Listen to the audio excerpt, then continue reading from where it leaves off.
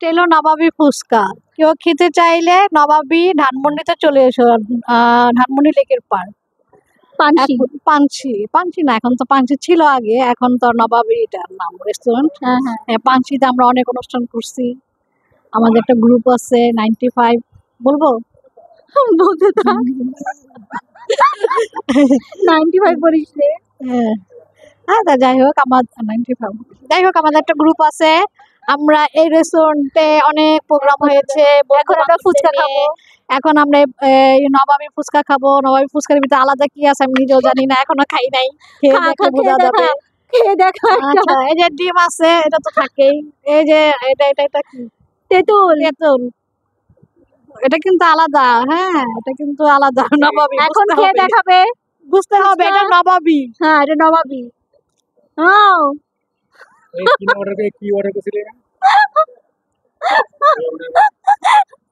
আমরা বান্ধবীরা ফুচকা পেয়ে দুষ্টামি করতেছি।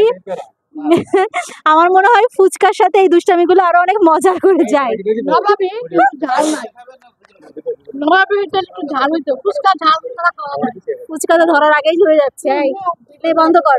সবাই খাও, সবাই খাও। ভিডিও বন্ধ কর। তোরা একটা খাওয়াই দাম, তোরা একটা